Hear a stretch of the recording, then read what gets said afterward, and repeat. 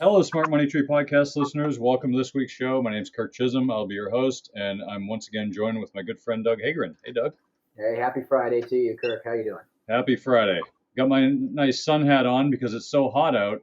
I'm sweating here in my house. I got AC on. I got a fan. I'm still sweating, so I figured why not put on a hat to make it worse to keep the sun off my eyes. So hopefully you don't mind. Well, All I'm wearing right. the loon. I'm wearing the loon shirt. Enjoying the outdoors. Well, I've got it before winter comes eventually. But I think we hit 100. Finally hit 100 plus heat index the other day. So I think the loons are screaming. So Those are ducks, Doug. Quack quack. hey, if you Northerners and Canadians out there, you know what we're talking about. Loons are not ducks. State bird of Minnesota. I don't know what ours is. I think ours is the chickadee. So I'm not sure. I, I, It's well, not a manly bird for sure. well, your state animal is the rhino. Oh, whoa, Oh, gee. whoa, whoa, whoa! No, no, no, Oh, Doug. Hey.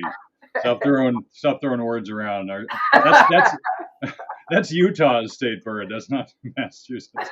hey, I didn't say good or bad. I don't know, but that's what I hear. So All right. Anyway, back into in economics and investing, which is what most people are listening for in the show.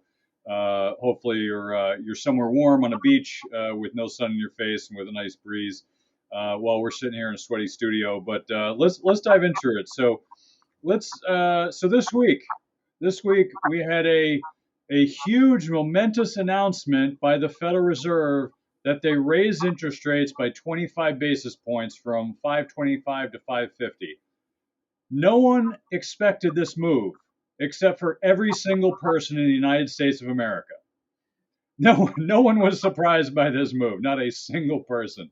you can And tell by all the panic that's been out there ever since they did it, right? I know. It's shocking what's happened since. No, in all seriousness, no. This is something that every single person had picked up long ago. No one was surprised by it. People even claim there might even be one in the fall, which I don't know. Didn't seem to resonate with the Fed speak, what they called. But if they don't raise it one more time, I will tell you, you heard it here first. We made the claim that they probably will only raise it once and not a second time. Not that they don't need to, but because they don't need to. So I hate to say it. I think we're at a point of equilibrium here in interest rates, and we could be here for quite some time. Give or take 25 basis points. It's not going to move the needle for a lot of people. Frankly, I think what's going to move the needle for people is a trend, not a single move here or a single move there. I think we've hit the equilibrium. So whatever happens from here, if serious moves happens, it's because serious events have happened. I don't think there's any reason for them to drop rates here or raise them. As inflation is dropping, this should cause them to lower interest rates a bit. But I've posited this thought on this show is that they're actually in a really interesting place where they have 5.5. We'll call it 5.5 interest rates right now is 5.4, I think, for short-term treasuries. We'll say 5.5 Fed funds rate, and at 5.5%, and you have inflation rate, which it says it's 3. It's probably about 2.5, but let's say it's 3. There's a big spread between inflation and the Fed funds rate. So what I expect is going to happen is there will be a coming to Jesus moment with the Fed of either they're going to lower rates to align with inflation, or they're going to keep it high to keep squashing inflation and pushing it down. I don't know when they make that change, but my guess, if I'm reading my tea leaves and my tarot cards and my Mercury being in retrograde, if I'm reading that correctly, then the Fed is going to keep rates high until they're absolutely sure inflation is going away. Now, I'm not so sure that that is necessarily going to go away quickly. Most people think it is. The rapid decline of interest rates, or I'm sorry, inflation, is causing people to say, "Oh, we're back to normal." We're anything but normal, from what I can tell. So, from what I can tell, we're just in an extreme end of the bullwhip effect, and I'm actually starting to see things. I'm seeing a divergence of data. Some data is suggesting that things are starting to inflate again, and other data is suggesting it's actually going further into deflation or disinflation, technically. Um, But we're seeing a divergence of different things. And we're going to talk about a little about that on the show. But what I want to come back to over and over and over again, the 70s was marked by mass confusion. Mass confusion is where people don't know the direction of the markets because there's a conflicting data set. Some data is suggesting one thing, some data is suggesting the opposite. It's going to confuse a lot of people. The markets are going to bounce around a lot, and we'll probably end up going nowhere over a 10-year period. We'll be back where we started at some point. But that being said, you should just be aware that everyone I've talked to, everyone I've listened to, everyone of note that I think is intelligent when it comes to investing or macro forecasting is saying the same thing. I have no effing idea what is going on with the direction of the markets. Every single one of them says the same thing. I heard Jeff Druckenmiller, who's one of the most astute macro economics investors out there, has come out and said, I just saw him on a YouTube video on Bloomberg last week, and it was funny because he always has some very strong opinions. He said, look, he's like, I didn't even want to come on the show today because when I booked it, I had something to say, and that was a month ago. And now it's like, I don't have much to say. I don't have a strong opinion either way. And I almost canceled, but I just felt bad canceling. So it's like, I don't really have much to say. Like the economy is all over the place, and I don't have a strong, he's like, if I was people, I would sit on the sidelines because there's no strong trend to buy into. Now I'm gonna show this one thing, and I'm gonna send it up to Doug to give it some of his thoughts. So this is a chart we found which show the odds of rate hikes. Now, I see these all the time, but I thought this was actually prudent because given what's going on, this somewhat aligns with my thinking, which of course we all like to have reinforcing behavior of our thoughts. So I'm gonna be the self-serving chart to reinforce my thinking. But honestly, really what it does is I see these all the time, and I think you should understand these. So what this shows, it shows the Fed meeting dates, the proposed Fed meeting dates. It just showed their most recent one, which was 2 days ago. And so this was created before that, obviously. And then it shows up to December of 2024. Now, what it shows is the probability of rates being at a certain place. So on one end, it's 3%. On the other end, it's 6%. And it's got increments in between. So what it shows, for those of you who are listening, I'll just kind of illustrate it so you don't have to get confused as to why I'm talking about a picture you can't see. You should go to the website and see this because it'll be very instructive for how the Fed or how Wall Street and the Fed are looking at interest rates. So we talked about this in the past and how Wall Street sees, 6 months from now, they're going to start dropping rates. 6 months from now, they've been doing this for 2 years. They said 6 months from now, they're going to drop rates. And yet they keep raising them. And yet they're still not dropping rates. They're not even talking about dropping rates, which is, if you follow Powell, he's very clear about when he's going to start changing. Oh, we're going to start changing our tune in 6 months. That gives the market plenty of time to prepare. So right now, he hasn't said that. He's just said, I'm just going to watch the data and it'll be data dependent and we'll see what happens, which means he's pushing back from the table and taking a break. So what this shows, as of this came out like this earlier this week, 98 or 99% chance they were going to raise rates. Okay, that's in line. They did raise rates. Next quarter, it's 83% chance it's going to stay the same, then 65% chance it's going to stay the same, and then 60, and then 50. And then if you get into like March of next year, the highest percentage is lowering rates to 5%, which is 36%, 37%, which is compared to 36. So it's actually, highest probability is going to be between 5 and 5.5% for like the next year. That's more or less what this shows. And then it starts to taper off and get lower if you get into late 24. So what I want to show, and the reason I want to show this is because these are like odds makers, right? You go to the casino and there's odds. What's the odds you're going to land on a 6 or an 8 or black or red or 00? There are odds of that happening. This is odds makers for Wall Street, right? And the odds makers say, here's the probabilities of things happening in this way. I would love to have this so I could bet on it because these probabilities are way off, but happy to at least have this be instructive for what the supposedly the best and the brightest think are good odds. Personally, I think there's, like I said, a high probability they're going to stay here for probably the next probably till the end of 24 would be my guess, unless we go into a severe recession, at which case I have the right to change my mind. I mean, when you go into a recession, it depends on how Powell is going to treat it. If Powell says we're going to protect the economy, then very clearly they're going to lower rates. I'm not convinced he's going to do that. I want to be really clear on this point because I know someone's going to come back and say, you said this and then you contradict yourself. No, let me make it really clear. What I'm saying is they're going to have rates higher than most people think, probably till the end of next year, at least. It's hard to see past that. So it's 18 months. So at least 18 months. However, if we go into recession, it's going to be a choice, right? So when the market changes trends, you have to be nimble, you have to be adaptable. One of the choices is if we go into a recession and the recession is severe, what is going to happen is the Fed might decide we're going to lower rates. Now, if inflation is low and we go into recession, I can see them doing that. There is a very reasonable probability that they would do that. So if they start to tilt their hand and say we're going to start lowering rates, then they're lowering rates. Like you have to follow the bouncing ball with that. But right now the economy is not looking terrible, and at the same time it's looking terrible. So we're seeing a tale of two cities here with the economy and with the stock market, and I think it's having a lot of people confused. But I want to get Doug's take here because I got some other things I want to get into that Doug and I actually talking about this morning when it comes to sales and marketing and the trends we're seeing there too, which actually is really front end of the curve kind of stuff. So go ahead, Doug.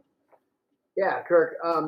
Just a couple of thoughts. I think when you say things are better, but they're not better, you're still seeing that. You're seeing this everywhere. I mean, there are major corporations right now that are still dealing with very, very big issues with their ability to fill orders, to overcome supply chain issues. I mean, we are still backlogged, and not getting into specific companies in that talk, but major companies right now are still dealing with an issue, and you still see it in the the auto market. Now, whether that's self-imposed, and they're just deciding that they're not going to produce more to keep inventory low, or if they're doing it still because of issues in being able to produce and get those goods available, like they were when they were dealing with chip issues.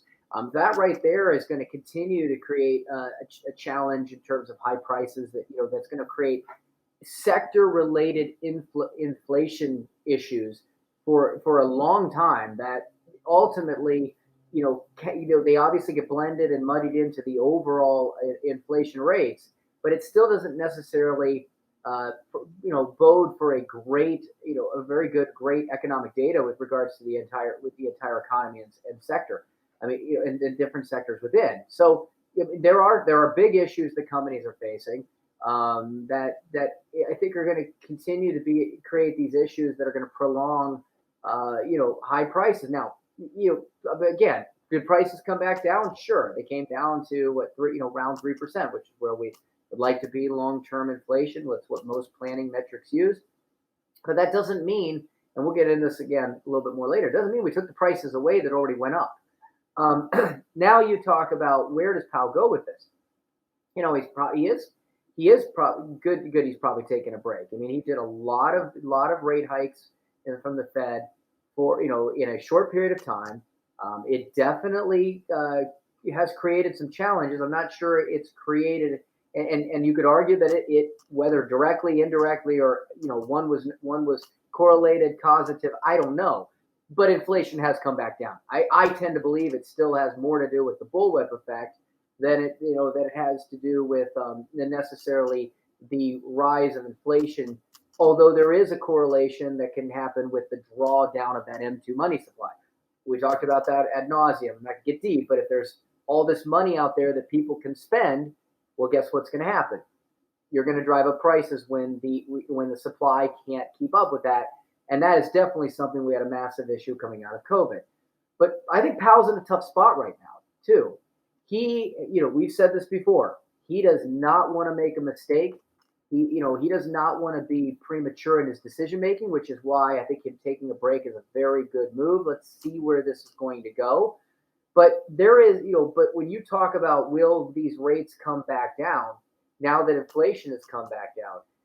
From one perspective, Powell would want to bring rates back down if core inflation is now going to be low sustainably long term. Because, and the bigger reason for that is the federal funds rate ultimately affects the Federal Reserve. I've talked about this before too, where it used to be what banks charged each other to lend to each other.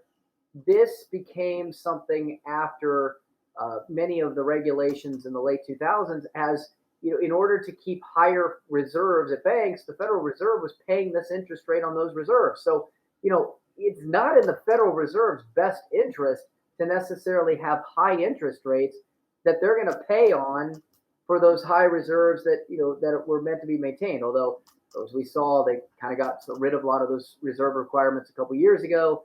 And so maybe that pain has been a little bit more diminished for the Fed than it would have been had this been pre-COVID and we still had these higher reserve requirements. But with some of these regional bank issues, seems like higher reserve requirements is not something they put back on the table. They've just magically waved their wand and fixed that problem. I guess that's gone away.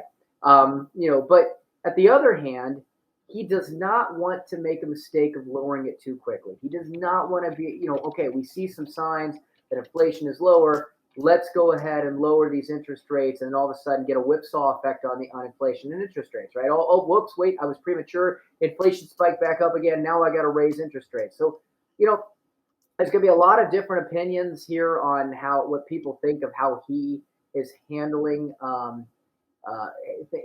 some things. But I will say that I think that right now he is handling this about as well as he possibly could, in terms of raising interest rates to try to combat some seriously high M2 inflation flooding. But at the same time, I think he's pausing accordingly to allow an opportunity to see if what has been decided and the different rate terms that have been, rates that have been established are going to have a sustainable effect before, all of a sudden jumping the gun, seeing a shift, seeing that, maybe there's other variables at play that have made inflation trends more temporary and not as permanent, and then finding out later, whoops, got to go back and jerk the rates around, again. And as you know, like we said, he raised rates the other day. Everybody saw that coming. And if everybody saw that coming, then there was no impact in the markets. There was no reaction in the markets. Look, he has no problem bringing the markets down and bringing M2 money down if it's going to be something that's going to sustain and lower inflation and calm everybody down. But nobody wants to be in that position of spooking the markets left and right with every bit of change that's coming out there, especially if that change was not something that was well predicted. So I kind of tend to agree. I think that, again, I wouldn't put money on any of the betting, but I do think that in order to not, create a whipsaw decision on interest, he does want to bring that interest rate back down. I think it's in their best interest. I don't see it changing much either from my perspective. Yeah, it'll be very interesting to see kind of what happens here going forward with the Fed. I mean, to me, it seems very clear about what's going on. And I don't know, maybe it's just me, but I feel like other people are confused with this, like Wall Street. I'm not sure if they're confused. It's more like that they are they're permeables. It's like they want something to happen bad enough, and they're laying out what's going to happen, but it's not necessarily happening the way that people expect. So we'll see what happens with this. I want to get into some other data, but I do think that you should keep in mind that things will be confusing, and certainly on this show we're going to keep talking about where things look like they're going in the economy and where the rates are going. But when you have a stock market that is testing all-time highs, and the economy's mixed, and earnings are declining a little bit. I mean, some companies are good, some are not. You got factors, you got shipping. Some of the shipping is I guess maybe very average. It's like some's doing well, some's not doing well. I do want to touch on something I started seeing. So today I've spoken to 4 people already, and I got a lot done before this show, and I spoke to 4 people already, and I got the same sentiments from all of them. And I wasn't expecting to talk about this topic, but I do want to talk about it because you think about the economic cycle, right? We think like, all right, they're creating a widget, then they're producing, they're basically saying, all right, produce this widget. They go buy the stuff, they produce the widget, and then they ship the widget, and then they put it in the stores, and then they sell the widget, and then people use the widget, right? Like that's generally the cycle. But if you think about it, it's well before that the cycle starts, right? Because the cycle starts is you've got a marketing department that markets the widget, right? They spend money marketing the widget, and then you got the sales guys and gals, they're selling the widget, right? So they have to have all that set up before they even make the widget, right? Because they need to know what they're selling. They need to market it. Hey, this is coming in September. We're getting ready for this big blowout sale. Like, look at Barbie, right? Mattel did a great job at marketing the Barbie movie.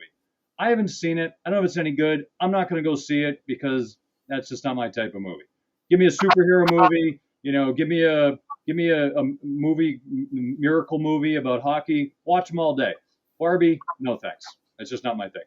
I'm sure it's a great movie. I just have no idea. The point is I respect how they marketed that movie because they don't market movies that well anymore because no one's going to see them.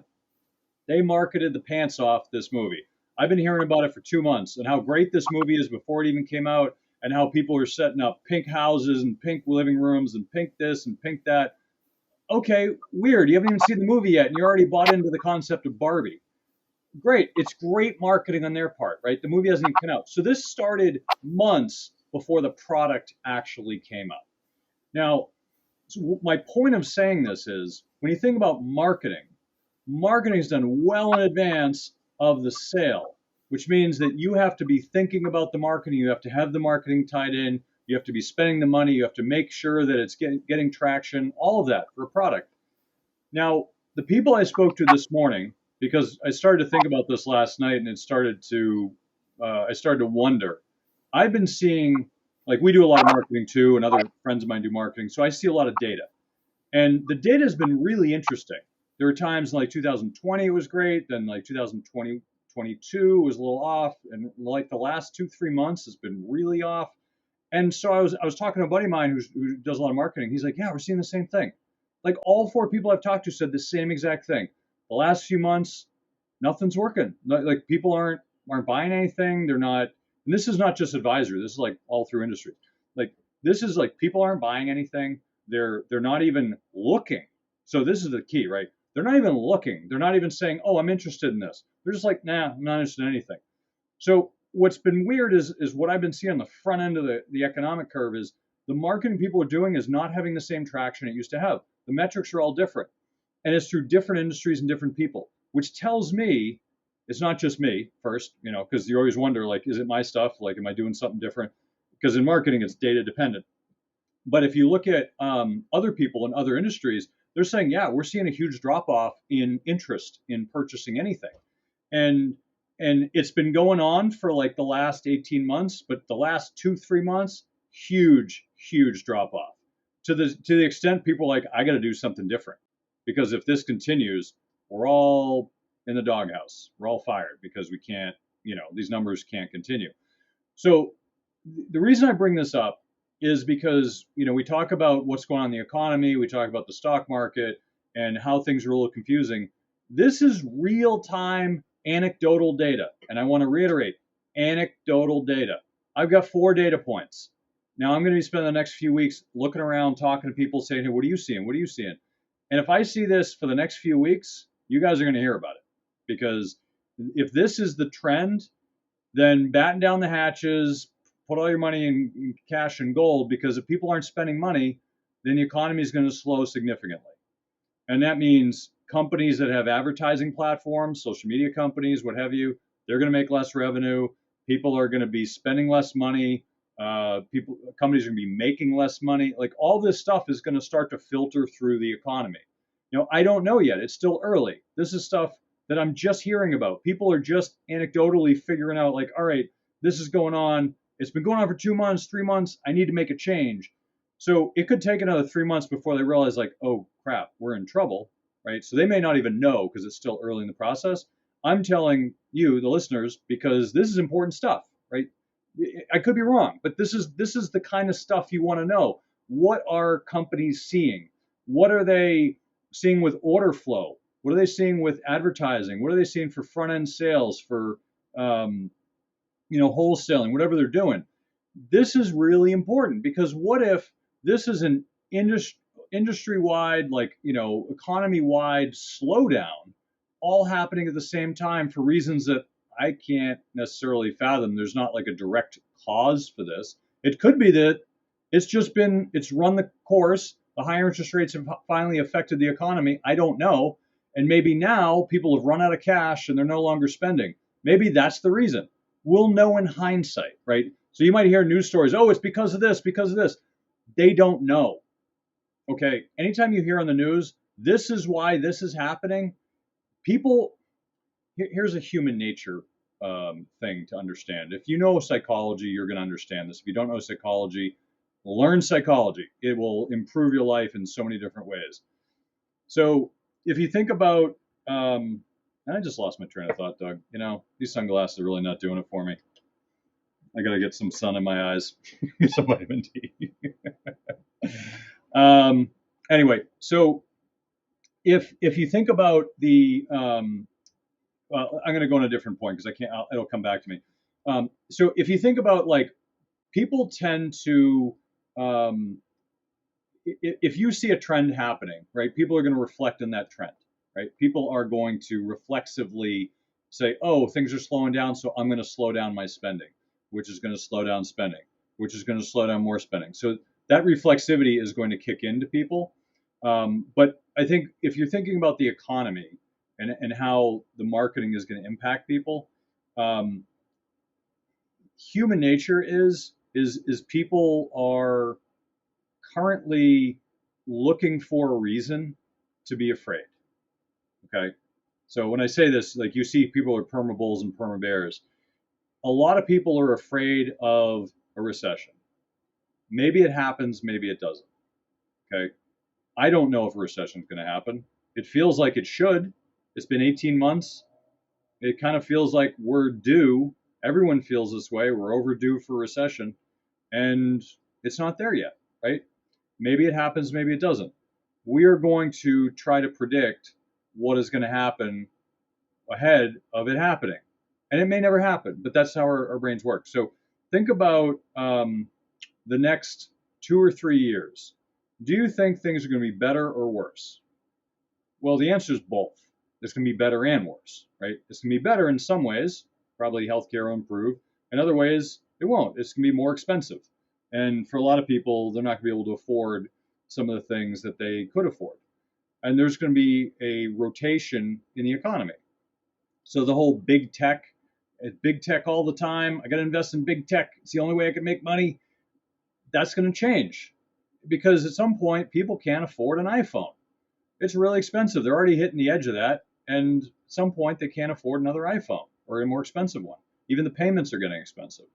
You can't afford, well, computers have always been the same price. You can't say that. But there's certain things people are just going to say, sorry, I can't afford that. And there'll be other things that are more staples that people are going to buy more of, right? So maybe you shop more at Costco or Walmart, and you shop less at Tiffany's and Whole Foods, whatever the thing is, right? So just understand there's going to be a rotation in the economy where people's spending habits change, where they're spending less on expensive stuff and spending more on, like, it's like spending less on T-bone steak or ribeye or filet mignon and more on Spam and hamburger, right? They call that substitution. So that happens, and that's starting to happen. I'm starting to see anecdotal evidence of that happening with certain companies. I saw there was a package company that went up like 10% in the last week with their earnings. All they do is sell cardboard boxes. Now, if you're selling cardboard boxes and you're getting a 10% bump in earnings, what does that mean? You're either selling more boxes, which is bullish, or you're cutting costs, which is potentially bullish. That's a good sign, right? More, cardboard boxes. Well, I think in this case, it was they're cutting costs. which is due to inflation dropping, which we've been talking about on the show. It's been dropping certainly a lot faster than people think. The cost of goods is dropping. Commodities have dropped significantly over the past year. So there's a lot of reasons that companies are cutting costs, which means prices are coming down, which means inflation should keep coming down. So all of this kind of ties into what we've been talking about. We're coming into an inflection point where you're going to have low inflation, if not zero or negative inflation at some point soon, and you have high interest rates. What's going to happen? I don't know. I guess it depends if we go into recession.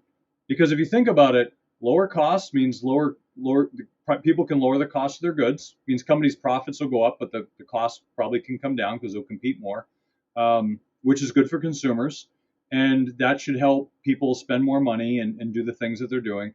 But yet, the economy's going to be in a bull market. It's still going to be good. So we're not going to have a recession. So why do you need to lower rates?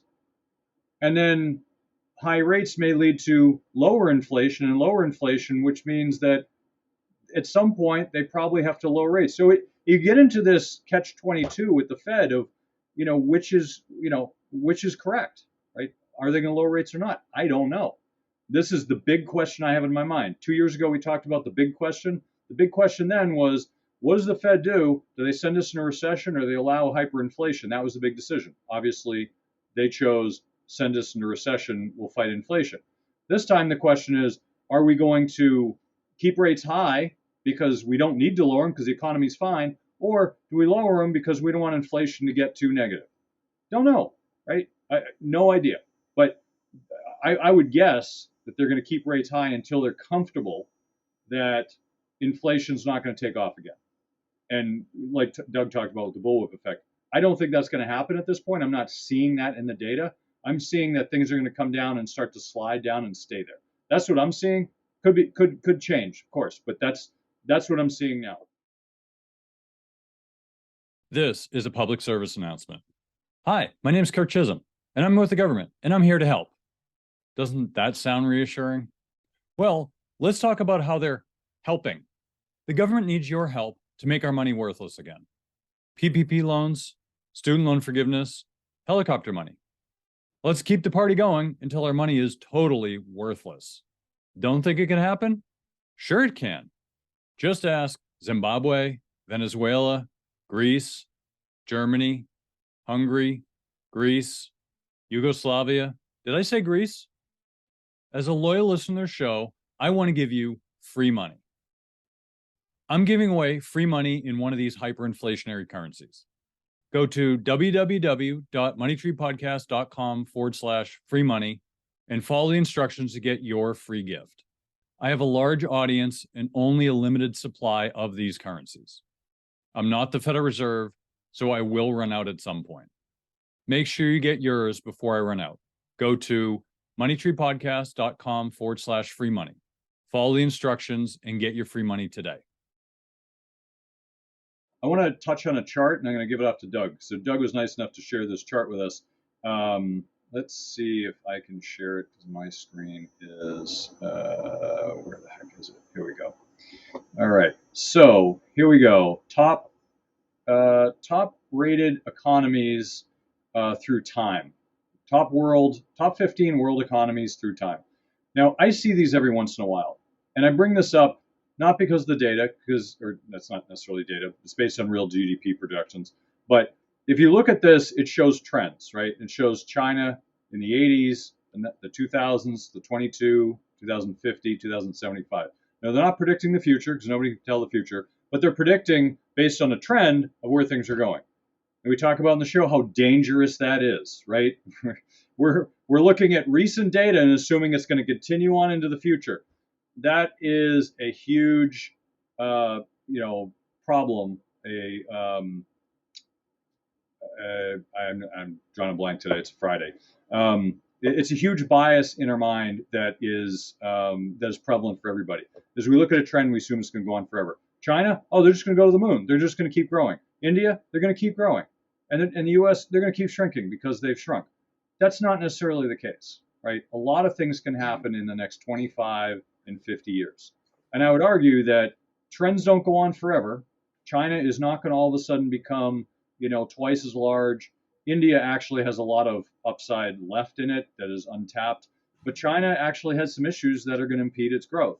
So, do I think it's going to happen forever? No. I think the trends are going to change, and then they'll change again. You look here, and it shows like Egypt, Nigeria, they weren't even on the list, but in 2050, 2075, Egypt and Nigeria are some of the top economies in the world. Do I think that's going to happen? Nope. I don't think that's going to happen. Are they going to become bigger than, the US, Germany, UK, Brazil? No, I absolutely don't think that's going to happen. And Pakistan, really? Pakistan's going to be bigger than Brazil, UK, Germany, Mexico? Yeah, probably not. It's possible, but there's just certain countries that have certain dynamics that you can argue that it's going to be hard for them to become an enormous nation unless they make infrastructure changes. So it just shows how people are influenced by their images and by data, and they think, oh, this is going to keep happening forever. And it's just not. So take a look at this, look at it through the right lens of, hey, this is interesting and it's a trend, and if the trend continues, it's going to happen. But knowing in the back of your mind, this trend is not going to continue the way that this chart alludes to. So what are your thoughts, Doug? You were nice enough to send this. Well, sorry, I got a little distracted. I was looking up solar flares and other celestial because after Mitch McConnell yesterday and you today, clearly there's a pattern going on here with being able to keep trains of thoughts. I don't know if you saw Mercury's in retrograde, Doug. That's all I'm going to say. What was that? Mercury is in retrograde. That's all I'm going to say. There you go. But let's look at this chart again for a second, or stay on this chart for a second, because I think I agree with you. These projections are so far. I mean, 75 years from now, or I'm sorry, 2075, not 75 years from now. 2075 is over 50 years from now. I don't know about you, Kirk, but think about what was going on 50 years ago and ask yourself, other than maybe in the, maybe in some of the, or in Back to the Future and some of the other things that had some crazy things projected, how many things we see today are what we would have foreseen 50 years ago? That is way too much time. And the biggest issue that we're facing in today's economy, compared to even where we were 50 years ago, is the exponential development of technology that they said would start to happen after the development of the microchip. And because of that, you start to see just what has been created in technology and what has been become integrated in our economy and what has become obsolete in such incredibly fast periods of time. And that, of course, means that if we try to look ahead at the next 50 years, who knows what's actually going to end up transpiring in terms of who's going to be the leaders. There are some things on here that I do think that are pretty interesting. And the first one is seeing where they project, if you look at kind of what 1980 to 2000 to 2022, you saw the U.S. was the leading global economy, and now in 2022 it still is. So everybody talks about China leading the world. China is still behind us in GDP, at least as of last year's data. The U.S. economically still is in that driver position. We know there is a lot of change going on. There's a lot of change in whether or not the dollar is going to still, the world currency reserves are still going to be on the petrodollar. There's a lot of political pressures there that are obviously happening. That's what happens when you're at the top of the top of the hill.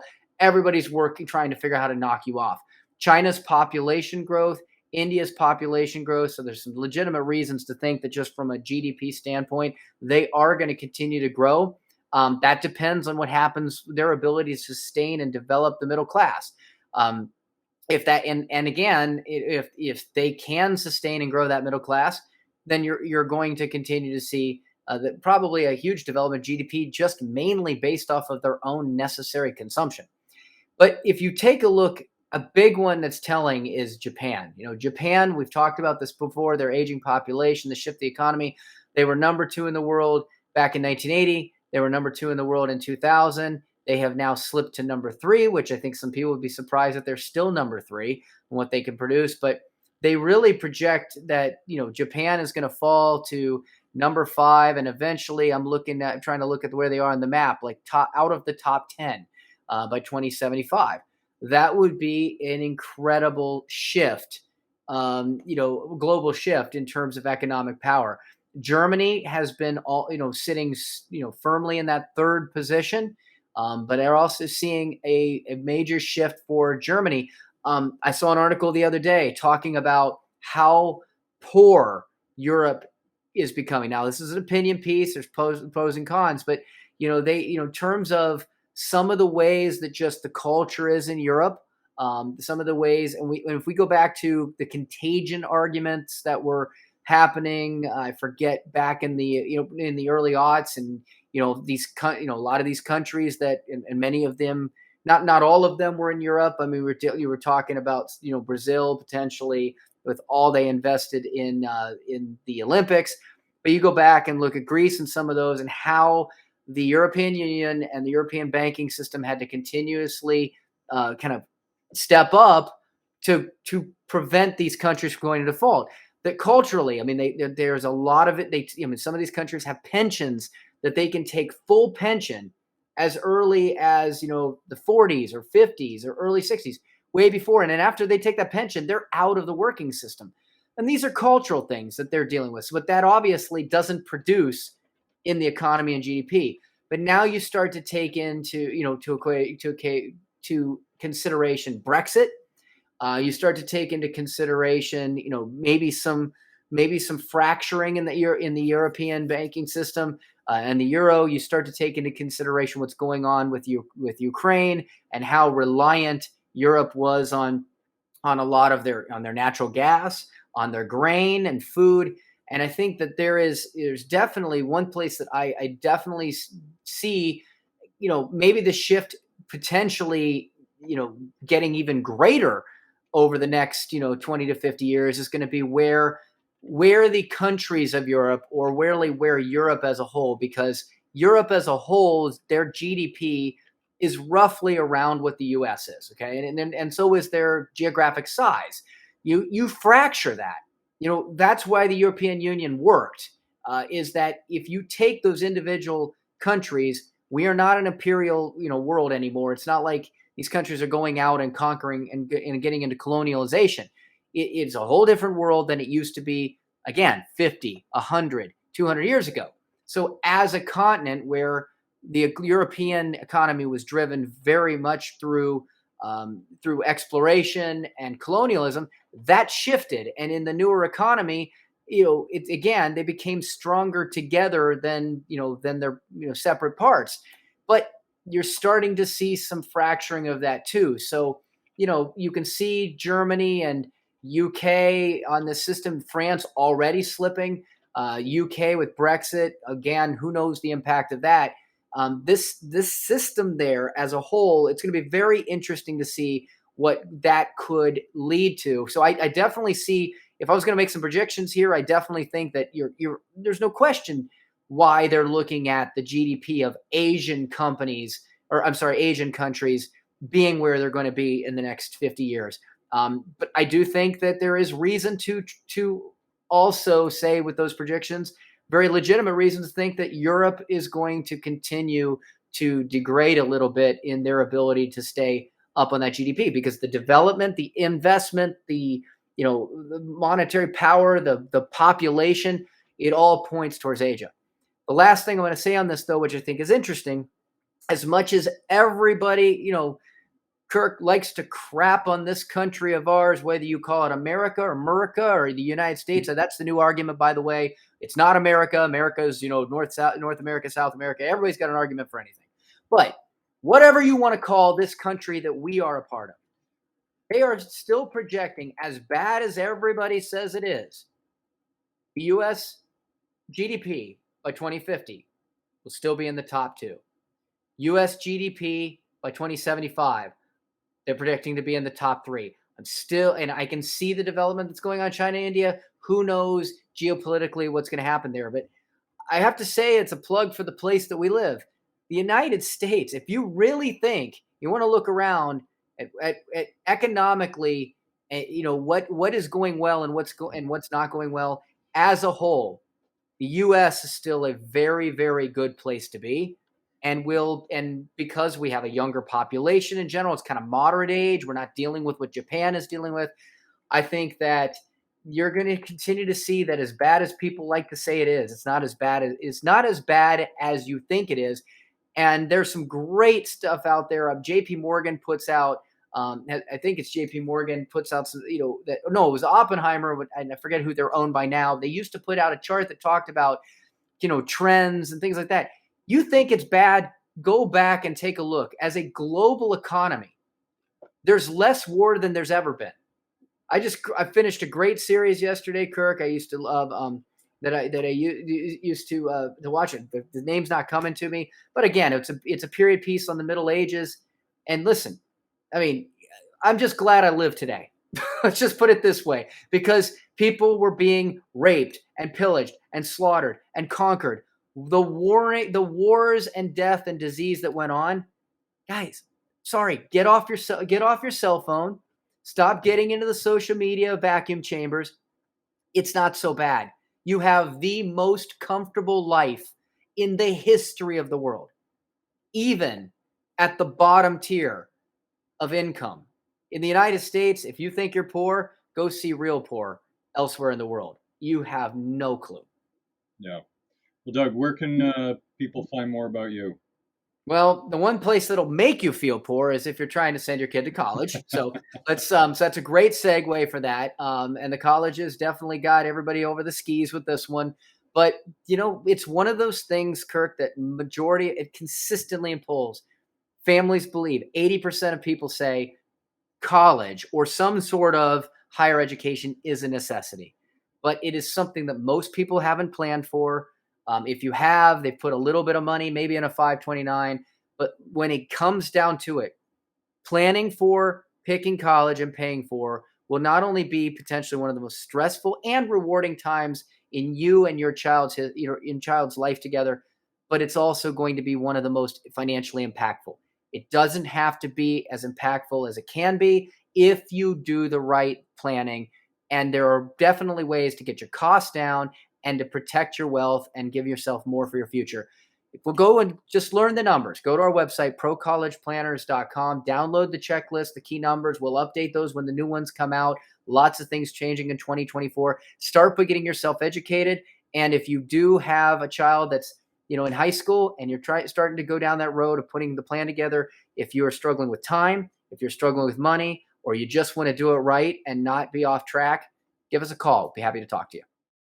Great. Well, Doug, once again, thanks for coming to the show. And thanks for joining us this week.